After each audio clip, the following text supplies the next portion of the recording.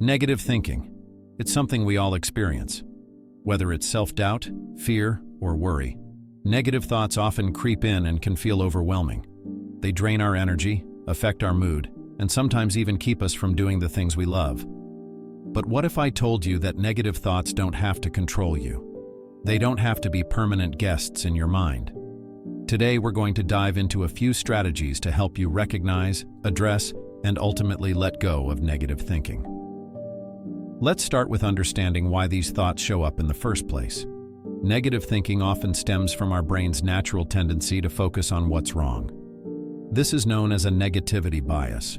Our ancestors developed this to stay alert to dangers. But today, it often means we focus on small problems or worries as if they're much bigger than they actually are. Just knowing this can already help. Negative thinking isn't a personal failure. It's just part of being human. The first step to letting go of these thoughts is awareness. Notice when negative thoughts come up without judging them. You don't have to fight them or feel ashamed of them. Just become aware.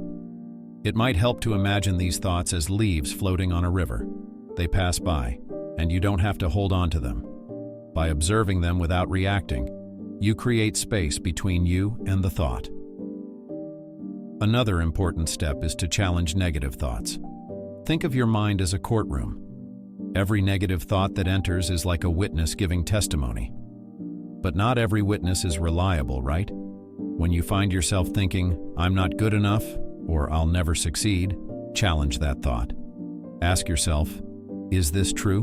What evidence do I have? Often, negative thoughts are based on assumptions rather than facts.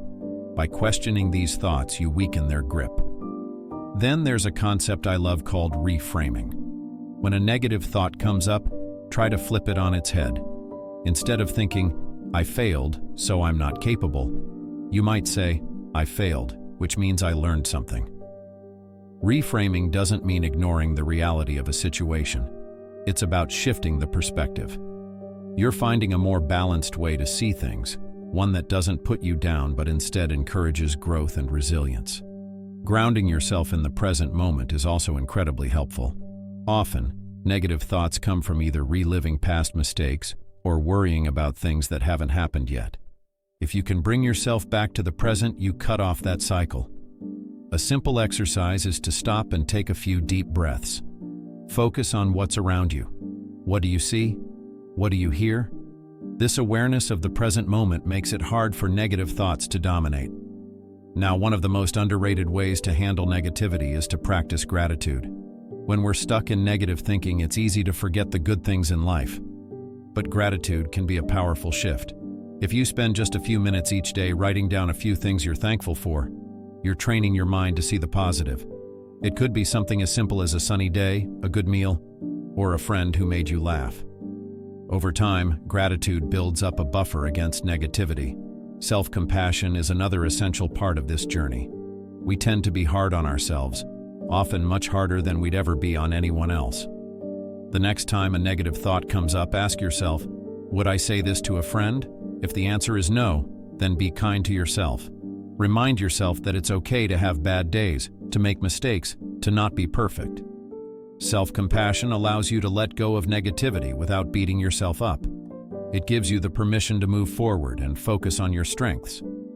And let's not forget about taking action. Negative thoughts can sometimes become a cycle when we feel stuck. If you've got something on your mind, maybe it's a project you've been putting off or a conversation you need to have, take a small step toward it.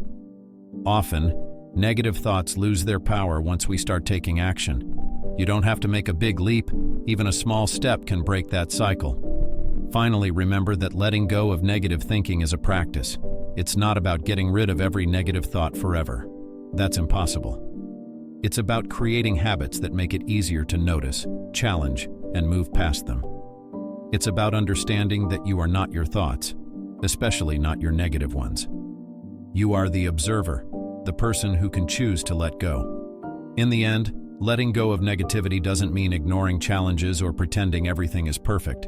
It means giving yourself the freedom to focus on what's real, what's possible, and what you can change. With time and practice, you'll find that negative thoughts may still appear, but they no longer control you. You can let them pass by, knowing that you're grounded, capable, and strong. Thank you for watching. Remember, letting go of negativity is a journey, and every step counts. If this video helped you, share it with someone who might need it too, and keep coming back for more ways to strengthen your mind and your focus.